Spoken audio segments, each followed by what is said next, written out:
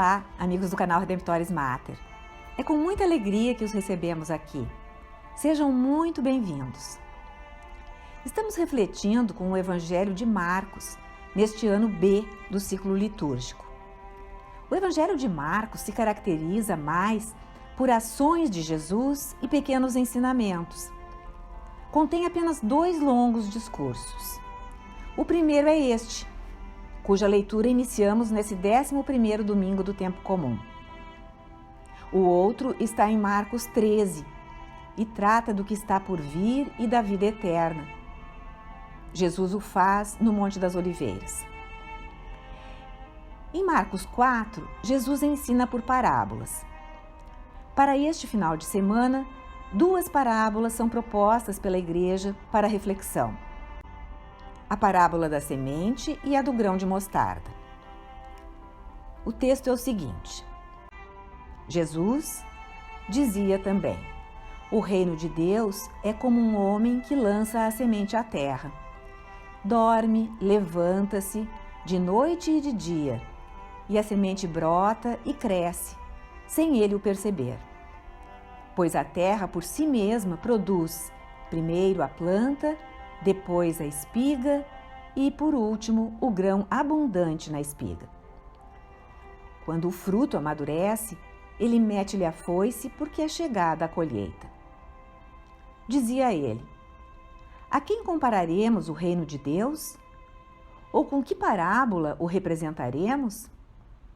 É como o grão de mostarda, que, quando é semeado, é a menor de todas as sementes. Mas, depois de semeado, cresce, torna-se maior que todas as hortaliças e estende de tal modo os seus ramos que as aves do céu podem abrigar-se à sua sombra. Era por meio de numerosas parábolas desse gênero que ele lhes anunciava a palavra, conforme eram capazes de compreender. E não lhes falava a não ser em parábolas. A sós, porém, explicava tudo a seus discípulos. Vemos que Marco afirma claramente que Jesus, nessa altura do seu ministério, ensina as verdades aos seus ouvintes por parábolas, mas aos discípulos ele as explica. Normalmente, hoje em dia, é costume dizer que Jesus ensinava por parábolas para que quem o assistia entendesse melhor. Mas a frase de Marcos indica algo diferente. De fato, a passagem que lemos termina com o versículo 34, dizendo assim: e não lhes falava a não ser em parábolas. A sós, porém, explicava tudo aos seus discípulos. Por que Jesus precisaria explicar aos discípulos se essas parábolas que ele antes contara aos ouvintes fossem tão simples de entender? Num outro momento do Evangelho, os discípulos questionam Jesus o porquê de ele falar em parábolas. E Jesus responde: a vocês é dado o mistério do reino dos céus, mas aos outros tudo vem em parábolas. As parábolas parecem ser explicações, mas para atrair o ouvinte ao mistério do reino, revelando-o, porém também ocultando algo. É o que acontece com as 2 parábolas do Evangelho deste final de semana. A primeira é chamada parábola do grão que germina sozinho, ou do grão que cresce em segredo, ou da semente que cresce sozinha. É um texto bem curtinho, que só está no Evangelho de Marcos. E os poucos elementos que ele nos dá dificultam, por serem poucos, a sua interpretação. Razão pela qual, conforme a ênfase do intérprete, a parábola é denominada de uma ou de outra maneira.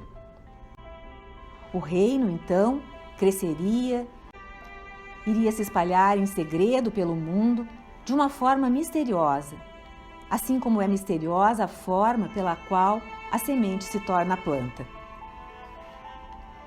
Quem trabalha com agricultura ou já tentou nutrir uma planta para que crescesse em sua casa, observa que, no seu desenvolvimento, há ações que sabemos de antemão que devam ser tomadas, como fertilizar o solo e regar, mas o que vai acontecendo na planta nós não vemos. Quando Jesus diz que de noite e de dia a semente brota e cresce, sem o agricultor saber como isso ocorre, pois a terra por si mesmo produz a planta, a espiga e o grão abundante, ele está falando de um potencial dentro da planta, que está além do controle humano. Muitos explicam essa parábola com esse enfoque. O reino cresce pelo mundo a partir de um poder invisível aos homens, que vai além da sua capacidade de explicá-lo. Neste âmbito, pode-se pensar na igreja, que hoje tem mais de 1 bilhão de membros e começou com os 12 apóstolos somente, a partir do pequeno território da Galileia. Isso é consequência de um poder sobrenatural que não vemos, um poder espiritual que há na igreja. Outros estudiosos dão a essa parábola o nome de parábola do agricultor paciente. A ênfase aqui está no agricultor e não na semente. A paciência é uma virtude extremamente necessária na agricultura. O agricultor precisa esperar. Ele não pode apressar o crescimento da planta ou de um campo de trigo, de soja ou de arroz. Desse ponto de vista, Jesus está ensinando aos discípulos e está revelando aos apóstolos que terão de ser pacientes no seu ministério. O reino vai se difundir pelo mundo, mas não como um relâmpago. Não será de repente. Haverá um processo e levará tempo para que isso aconteça. Finalmente, outros estudiosos denominam essa parábola como a parábola da terra que produz por si mesma. É uma interpretação semelhante à primeira, de que o reino tem um poder interior e não é algo que simplesmente os homens façam. Essa interpretação diz que os homens podem ajudar, mas que a realização do reino tem origem em Deus, e na ação e na graça de Deus. Deus é o autor do reino, como é o criador da natureza. A pessoa trabalha a natureza. Há elementos naturais que colaboram, mas são causas secundárias. A causa primeira de tudo é o próprio Deus. O poder que faz toda a criação florescer é o poder de Deus. Há mistérios no mundo natural que mesmo hoje a ciência não consegue entender completamente. E se é assim com o mundo natural, muito mais será com os mistérios de como cresce o reino de Deus. Passemos então à segunda parábola, do grão de mostarda. É fácil compreender o seu significado básico, de que o reino começa pequeno, como a menor das sementes, e se desenvolve e se torna grande. Tão grande que pode abrigar e reunir multidões, assim como a árvore de mostarda abriga os pássaros do céu e dá sombra aos animais terrestres. Ainda desta vez, o crescimento da Igreja Católica nestes mais de 2000 anos serve de exemplo. Dos 12 apóstolos, mais de 1 bilhão de fiéis, sem contar todos os demais que viveram e já morreram. Todavia, se olharmos essa parábola pelo ângulo do homem judeu do primeiro século, há mais a descobrir. E para isso é preciso ir ao Antigo Testamento. A primeira leitura deste final de semana nos mostra que Jesus não foi o primeiro a comparar o reino de Deus com uma árvore, embora seja o primeiro a usar a árvore de mostarda. Ezequiel, um profeta que usava muito as parábolas e alegorias, no capítulo 17, versículos 22 a 24, faz um dos seus discursos simbólicos, no qual há uma profecia com elementos que apontam para uma outra realidade. Nesta sua alegoria do reino de Israel, ele compara a nação a uma árvore, ao cedro do Líbano. E fala assim: Eis o que diz o Senhor: pegarei eu mesmo da copa do grande cedro, dos cimos de seus galhos cortarei um ramo, e eu próprio o plantarei no alto da montanha. Eu o plantarei na alta montanha de Israel. Ele estenderá seus galhos e dará fruto. Tornar-se-á um cedro magnífico, onde aninharão aves de toda espécie, instaladas à sombra de sua ramagem.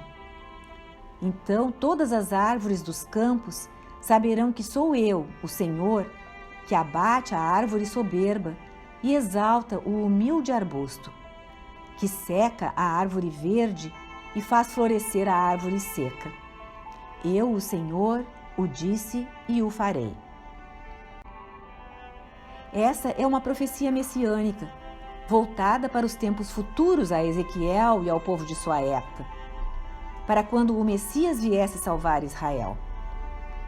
Embora o reino de Israel vá ser destruído, e sabemos que o foi, com o povo deportado, Deus tomará um ramo desse cedro do Líbano, plantará no cume da montanha.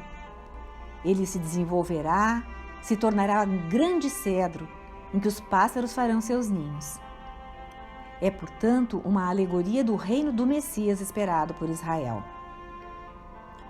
Quem ouvisse essa profecia no primeiro século, provavelmente pensaria no broto, no rebento do tronco de Jessé, citado por Isaías 11. Jessé era o pai de Davi, que foi o ungido rei de Israel, e sob cujo reinado as tribos foram unificadas, passaram por muita prosperidade, e Davi recebeu a promessa de que um descendente seu permaneceria para sempre no trono de Israel. Posteriormente, a dinastia de Davi foi sufocada, mas a promessa de Deus permaneceu, e a esperança do seu cumprimento pelo Deus fiel também. De um pequeno resto, o reino ressurgirá. O ponto de união desta profecia com a nossa parábola do grão de mostarda está na comparação de Israel com o cedro do Líbano. Pela Bíblia, sabemos que essa árvore, que crescia no Líbano, tinha uma simbologia. Sempre que se quisesse falar de grandeza, poder ou força, se faria a comparação com o cedro do Líbano. Por exemplo, Jeremias 22 usa o cedro como símbolo de riqueza. O rei iria construir sua moradia não com qualquer árvore, mas com o cedro.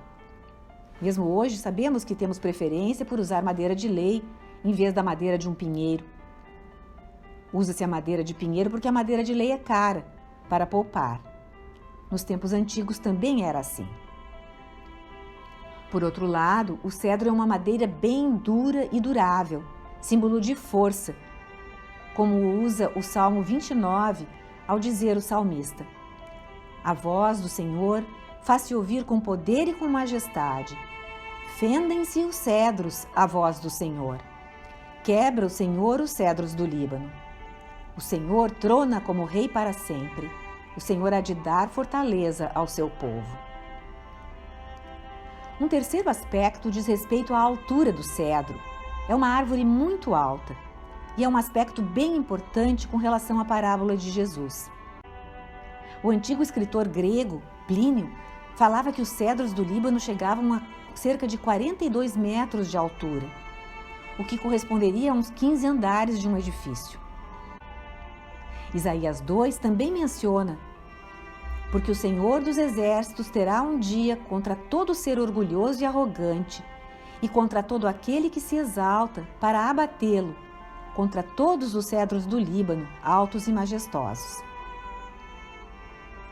Os cedros eram usados no Antigo Testamento também como símbolo de impérios, como o da Babilônia, o do Egito, ou mesmo o de Israel, como vimos. Ezequiel, no capítulo 31, versículos 1 a 9, compara o Egito ao cedro do Líbano e o descreve assim: a palavra do Senhor foi-me dirigida nestes termos: Filho do homem, dize ao faraó, rei do Egito, e a seu povo numeroso: a quem te assemelhas em tua grandeza? Eis, é um cedro do Líbano, de magníficas ramagens, com espessa ramagem e elevada estatura, cujo cimo se alteia em meio às nuvens. As águas fizeram-no crescer, o abismo fê-lo altear-se. Dessa forma, dominava ele todas as árvores dos campos. Seus galhos se alongavam, sua ramagem se desenvolvia, graças à abundância das águas que o tinham feito crescer. Em seus galhos se aninhavam todas as aves do céu. Sob seus ramos davam cria todos os animais dos campos. À sua sombra descansava toda espécie de gente. Era belo por sua grandeza pela extensão de seus galhos, porque suas raízes mergulhavam nas águas abundantes. Nenhum cedro do jardim de Deus, e aqui o profeta se refere ao Éden, rivalizava com ele. Os ciprestes não atingiam o talhe de seus ramos, e os plátanos não igualavam suas ramagens. Nenhuma árvore do jardim de Deus se equiparava a ele em resplendor. Eu o havia dotado de tão luxuriante ramagem que todas as aves do Éden, jardim de Deus, dele tinham inveja. Ezequiel, aí, está referindo que o Egito dominava todas as nações do mundo no seu tempo de glória. Jesus, então, está explicando aos seus ouvintes a que se parece o reino de Deus.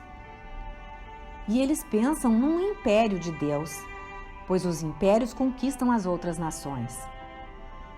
Era isso que Israel era chamado a ser para eles.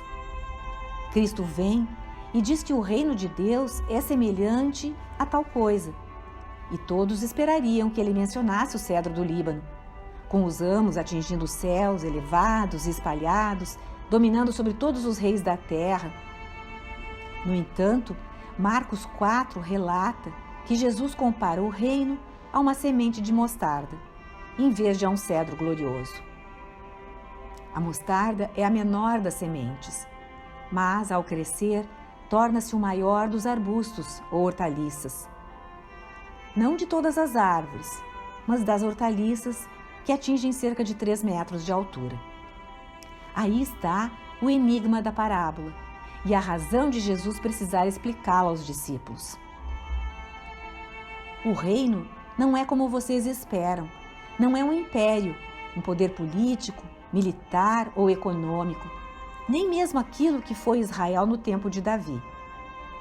Contudo, as árvores de mostarda, embora menores, espalham-se rapidamente como ervas, até como ervas daninhas, e tomam conta dos espaços do campo onde são plantadas.